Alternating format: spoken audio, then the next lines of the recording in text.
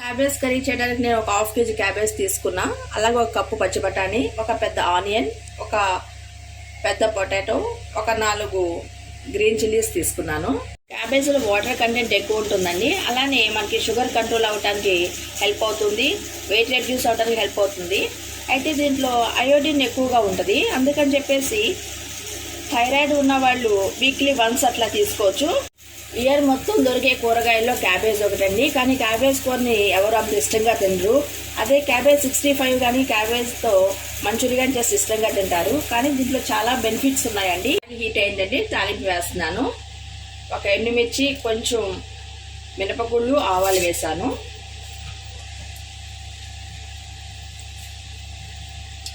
అలానే దానిలో కొంచెం కరివేపాకు వేయాలి. కూర తాలింపు బట్ట జాడింపు అంటారండి. మనం కూర టేస్ట్ ఉన్నదో లేదో మన తాలింపులోను, అట్లాగే మనం బట్టలు సరిగ్గా ఉతికామో లేవో మన జాడింపు దానిలోనే తెలుస్తుందంట. తాలింపు ఫ్రై అయిందండి. కొంచెం అల్లం వెల్లుల్లి పేస్ట్ వేస్తున్నాను. కట్ చేసి పెట్టుకున్న ఆనియన్, గ్రీన్ చిల్లీ, పొటాటో వేసి ఫ్రై చేసుకోవాలి. టేస్ట్కు సరిపడిన సాల్ట్ వేయాలండి. 1 స్పూన్ వేసాను. 1/2 స్పూన్ పసుపు వేస్తున్నాను. ఈ పచ్చి బఠానీ దానిలో వేస్తున్నానండి. వేసి మనం ఫ్రై చేసుకోవాలి. మార్కెట్లో పచ్చి బఠానీలు కాయలుగా దొరికినప్పుడు తెచ్చుకోవటం చాలా మంచిదండి.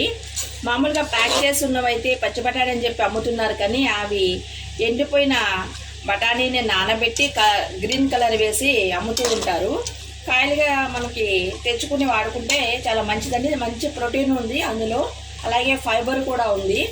మనం వాటిని పచ్చిగా కూడా తింటే చాలా మంచిదండి. పొటాటో బఠానీ అనేది ఫ్రై అయిందండి. ఇప్పుడు మనం కట్ చేసి పెట్టుకున్న క్యాబేజ్ దానిలో వేసేద్దాం. ఇది క్యాబేజ్ యాంటీ ఇన్ఫ్లమేటరీగా కూడా పనిచేస్తుందండి. అలాగే విటమిన్ సి ఎక్కువగా ఉంటుంది. మొత్తం అంతా కలిసేట్టుగా కలిపి మూత పెట్టి ఒక 2 నిమిషాలు మగ్గనివ్వాలి. మధ్య మధ్యలో మూత తీసి కూర కలుపుతూ ఉండాలండి. మనం ఒకసారి సాల్ట్ కూడా చెక్ చేసుకోవాలి. కొంచెం సాల్ట్ తగ్గింది. అలాగే ఇప్పుడు మనం కొంచెం మసాలా పౌడర్ వేయాలి. ఒక 1/2 స్పూన్ వరకు మసాలా పౌడర్ వేయాలి. అలాగే ఒక 1/2 స్పూన్ కారం కూడా వేసి మొత్తం అంతా కలిసేట్టుగా కలపాలి.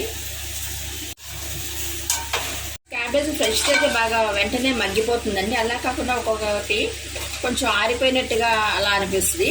అప్పుడు మనం కొంచెం వాటర్ ఇట్లా చల్లి మూత పెట్టేస్తే సరిపోతుందండి. క్యాబేజ్ కూడా మెత్తగా మగ్గిపోయిందండి. ఇంకా కూర అయిపోవచ్చింది. మనకు క్యాబేజ్ బఠానీ కర్రీ రెడీ అయిందండి. ఇది రైస్లోకి, చపాతీలో కూడా బాగుంటుంది. ఈ రెసిపీ మీకు నచ్చితే లైక్ చేయండి, షేర్ చేయండి, సబ్స్క్రైబ్ చేసుకోండి. Thank you for watching.